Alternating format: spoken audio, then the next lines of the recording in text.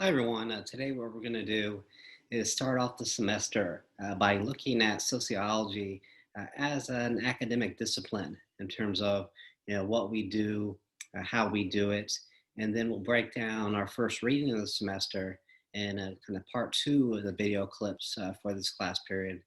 And the second video clip I'll upload will be going over the Mills reading. So the Mills reading represents our first reading of the semester, but also represents your first opportunity to do the reading reaction.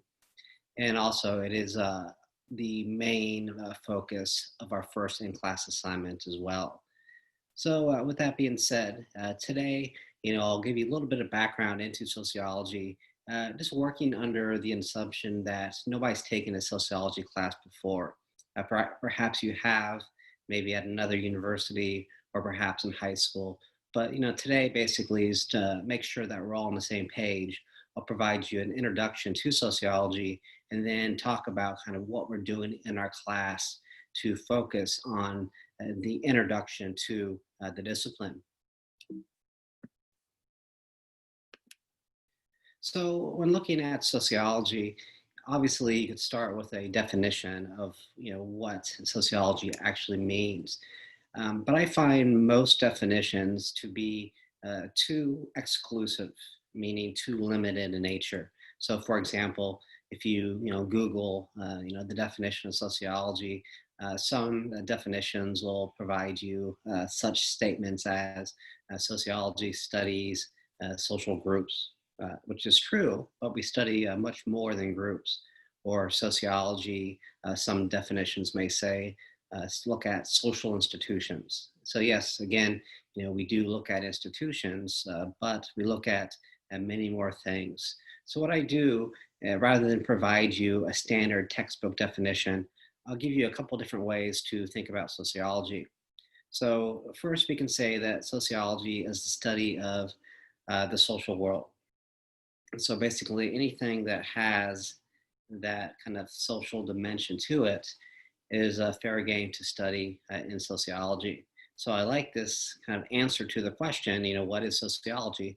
Because it's a very general and very broad answer to the question.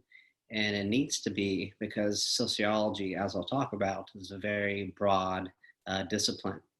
So in addition to thinking about the study of the social world, we can also say that it's the study of all things social.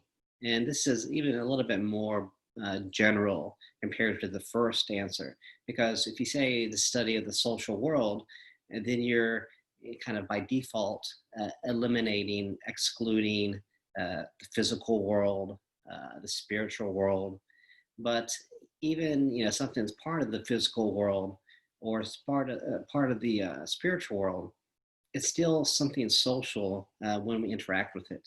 So, as soon as we label a plant in terms of a name, in terms of it can be used as medicine or not, and then we make that aspect of the physical world something that's part of the social world as well once we start to interact with it. And so I like the second response to the question, what is sociology? It's the study of all things social because it's a very broad definition and it needs to be because sociology, again, is a very broad field in terms of kind of what we do, what we study. So turning our attention to kind of the different topics, the kind of major areas of study within sociology. I provide you here kind of a list in the PowerPoint screen, but the most important part of this is the ... Because again, if anything has that social aspect to it, it's fair game to study in sociology. And that's why I think, a lot of people enjoy sociology because if you have any interest at all, you can actually study that sociologically and make that part of your kind of academic background. So, it's pretty interesting basically to kind of study whatever you want to study. So getting into some of the major topics to study, the social construction of reality, basically that means that reality simply does not emerge naturally, doesn't come out of thin air, but rather reality is socially constructed by people and our interactions with one another. Gender, race, social class, leisure, work, crime, deviance, dot, dot, dot. So, all these are major areas of study within sociology. You'll see that, a lot of these things, relate to what's going on right now. Sports is a big topic right now. Uh, we need sports. We shouldn't do sports. Sports are important economically speaking. Sports are important culturally, socially speaking as well. Social movements are very big right now. Looking at various movements in terms of, reopen PA. People trying to resist, reject kind of the slowdown of life due to COVID-19. The Black Lives Matters movement is definitely on the forefront of our culture right now. So, all these things are, part of our daily lives, but sometimes we just kind of take them for granted and we don't think about how significant, issues of gender, social class, race, work, leisure are when it comes to kind of a quality of life overall. So, anyways, these are different topics we look at and how we look at them. So, how we investigate these topics. We look at demographics, basically numbers, percentages in terms of, who was where, what are some changes in terms of maybe population movements. So again, kind of highlighting the COVID-19, a lot of people are kind of speculating that there'll be kind of a movement away from kind of urban living to more kind of going back to the suburbs, to going to more rural areas as a result of COVID-19. So again, just kind of looking at maybe changes in terms of, you know, why maybe a certain town is made up of an older population rather than made up of, relatively speaking, kind of younger individuals, younger families, and that often ties into the type of work that's there. So if there are not a lot of jobs for people coming out of college in a certain area, that area is not going to attract the younger people and the younger families, and thus you're going to have an older population as a result. So we look at, again, kind of social changes. We look at social order, how is order created, whether it be order, on a sports team, order in an institution, so how does a university like Millersville function? When we think about all the different parts and components to an institution, how is order created? How is order maintained? We look at cohesion and basically, bonds between people, uh, intimacy, amongst citizens. We look at issues of inequality, maybe related to gender inequalities in terms of, men being advantaged over women in certain aspects, issues of inequality when it comes to class. So how certain classes have certain advantages, privileges compared to other classes, inequalities in terms of race as well. And then we look at identity, so how you kind of get a sense of self, how you start to kind of see yourself as a certain type of person. And as we'll talk about throughout the semester, one's identity is very social in nature rather than something that develops from the inside out. How we think about ourselves is created from the outside in.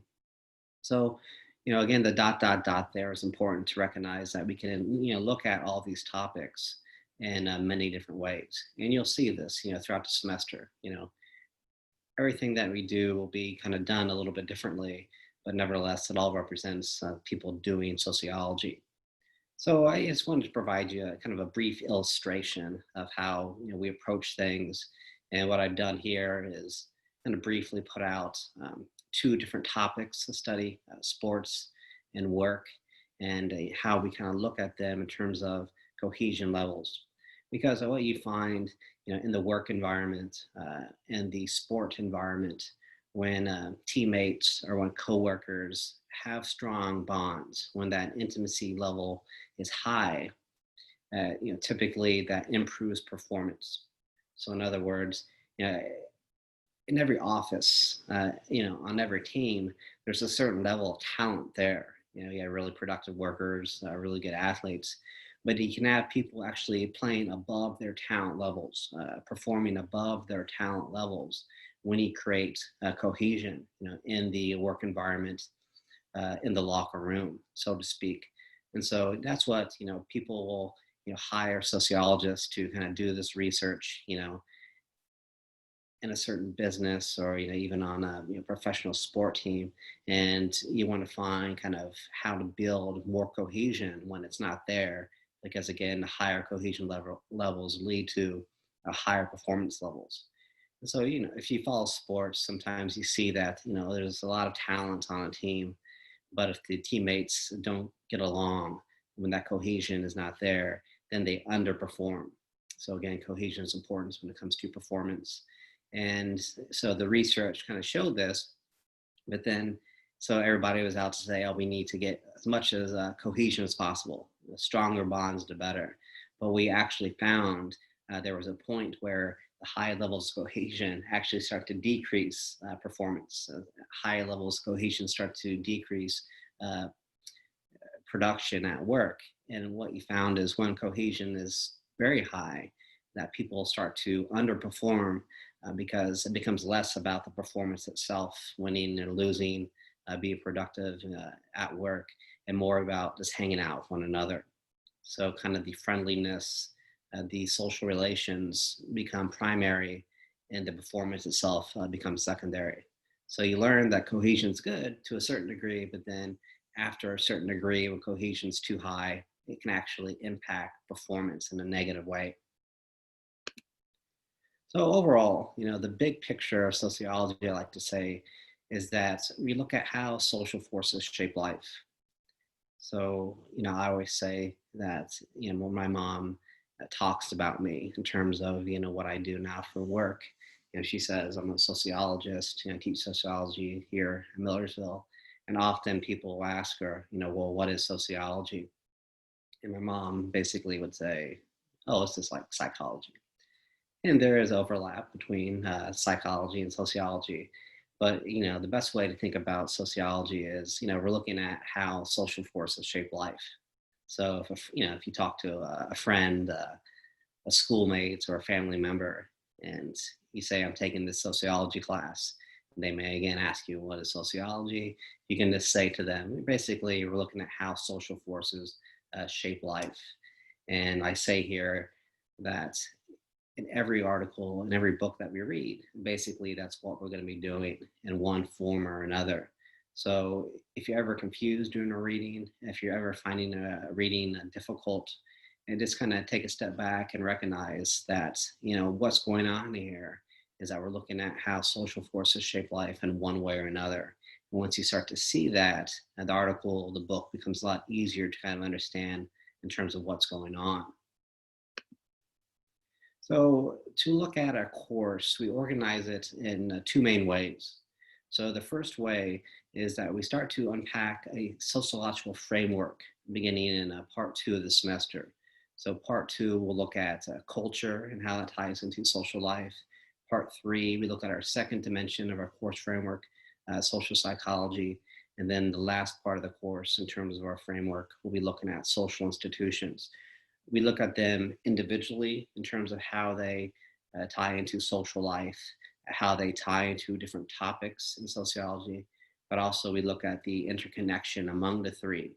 So we'll learn about culture and different topics. You learn about social psychology and different topics, but also you're going to leave the class kind of recognizing how culture and social psychology and institutions all come together to produce social life. So, that's kind of the main kind of way of looking at things. And then specifically what we're looking at in our course framework is what I call subtopics. So we have 5 main subtopics that we visit and revisit. So if you, had a chance to look at the syllabus, you'll see, part 2 of the class, we're looking at culture, and then these are the 5 different subtopics. The same 5 subtopics we'll see in part 3, but we focus on the social psychology of it more so than the culture. But again, we'll see how all 3 pieces of our course framework do come together.